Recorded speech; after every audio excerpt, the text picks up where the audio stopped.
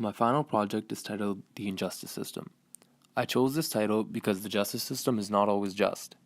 To demonstrate this, I've compiled a video made from clips and social experiments that I found from Google and YouTube. For some of these videos, I'll explain what's going on, and for some, I'll just leave the raw footage so you can see for yourself as well.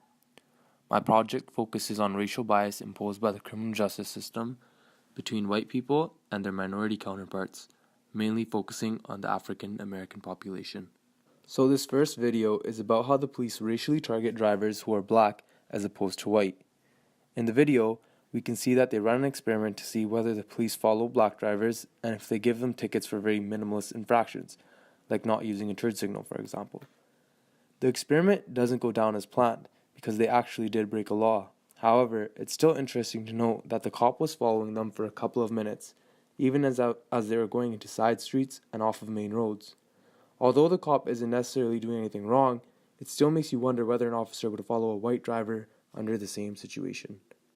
I think to some extent we're talking apples and oranges here because you're giving me the statistics for crime, so the racial breakdown of who's committing crime and where, and we're talking about traffic stops. We're talking about, violations for not using your turn signal, for having a headlight out, for not having your driver's license on you. So, I think it's a stretch to call these kinds of things crime, which is why I'm asking, when so many minority people are getting tickets here, is it a case of them being worse drivers?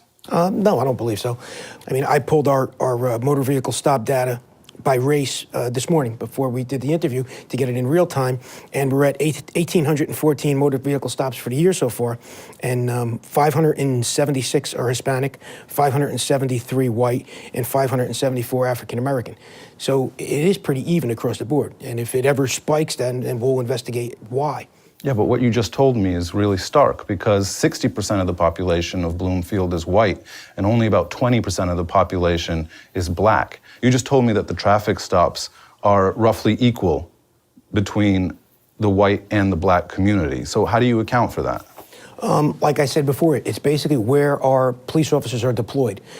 There's a higher concentration of police officers in areas of the township where our crimes are taking place, and a much less concentration of police officers being deployed in areas where there's little or no crime. You don't accept the findings of the study, which is that the minorities are being disproportionately targeted in traffic stops in Bloomfield. Our officers, from what we see, and based on complaints and how we train them, we really do not see our police officers racially profiling anyone in this township. If we did, we would be way out in front of it.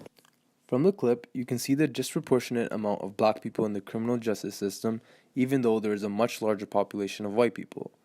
This is also where potentially dangerous racial bias can take place, because the composition of the jury may be broken.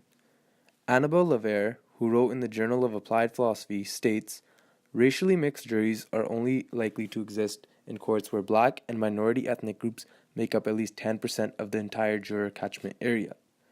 This statement clearly indicates that some sort of racial jury bias is in effect, especially since the catchment area is predominantly composed of white people. In another piece of literature, Annabelle states, "We live in a world marked not only by racial difference, but by racial inequality." In short, she says that race is a huge factor and that not everyone is treated as equal. Because of this, people of minority may be exposed to unfair trials. KS14 here. We're here with Warren. Hey Warren, what are we doing today? Just go out and exercise a rifle with a rifle today. Right on. Want to tell them a little bit about your YouTube page?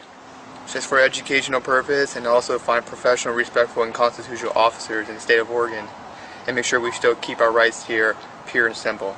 Right on. What's your channel called? Mark Guardian. Upstairs, I'm audio recording. Audio recording. I'm audio recording as well. Recording. Yes, sir. How you doing, sir? Hey, howdy. Can I see your IDs? No, sir. No. Why not? You guys don't have to. I'm not doing any crime. Okay. Any particular reason why you're carrying the AR especially around at this point? I'm just exercising my I rights. understand that, but is there a reason why you're doing it?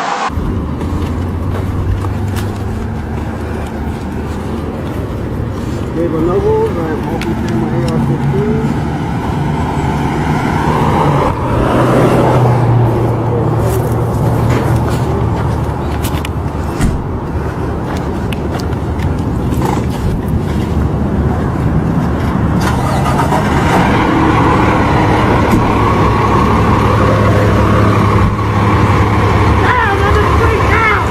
pulled out the gun. He's getting down. He's just walking up and carrying.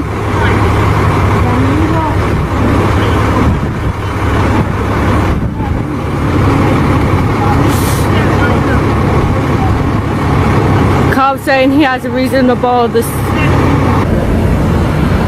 I do not consent to any search and seizure of my property. Sir, just an accident. Is this weapon real or is it It's an AR-15. I'm not. They're taking his weapon. I do not take it. I do not consent to any seizure. I will not. He did nothing illegal. He's open carrying.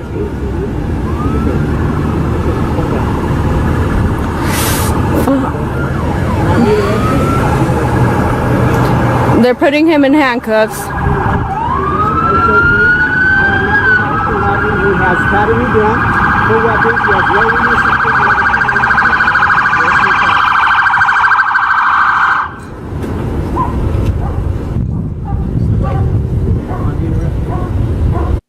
The clip you just watched was a real experiment done to show how the police perceive a white person to be a threat versus someone who is a minority, in this case, a black male. The outcome was very different. The white man was approached with little confrontation from a single officer and even refused to show identification. The black guy, however, was immediately seen as a threat and had a gun pointed at him by the officer. The cop requested backup, and soon after the man was cuffed and lying face down on the ground, risking his life to test this experiment. The only significant difference between these two people was the color of their skin. The white man was free to go, while the black man was arrested. This shows that there is some racial bias in the criminal justice system, and data found by Travis Franklin supports this as well. Franklin's data shows that black offenders' odds of incarceration are 5% higher than that of white offenders. However, when comparing black and white males between the ages of 18 and 25, the odds of a black male being incarcerated are 31.5% higher than his white counterpart. When comparing the same group of whites and Hispanics, there was a 51% difference. When I saw these numbers, a few things stood out to me.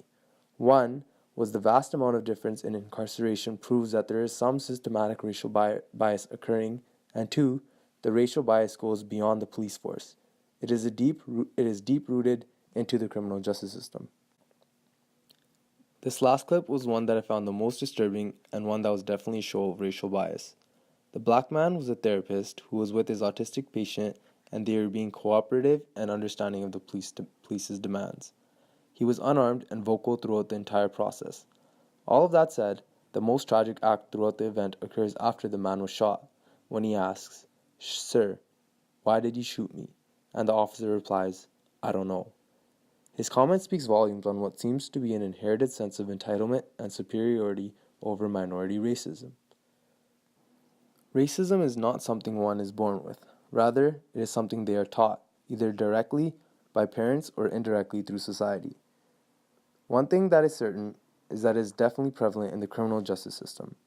In the psychological science of racial bias in policing, the authors conducted several experiments in which officers had to shoot unarmed targets, and surprisingly, black targets were shot more often than the white targets. This information shows that there is a predisposed bias against the black population even when the situation is not life-threatening. In conclusion, we can see that the justice system does have a racially driven interaction between minority populations as opposed to their Caucasian counterparts. It could be through the courts that are strategically placed in white neighborhoods to keep juries mostly Caucasian, or through police officers' individual racist backgrounds. The matter of the fact is, racial bias is still very prevalent, and further action and attention needs to be placed on the behavior of the criminal justice system.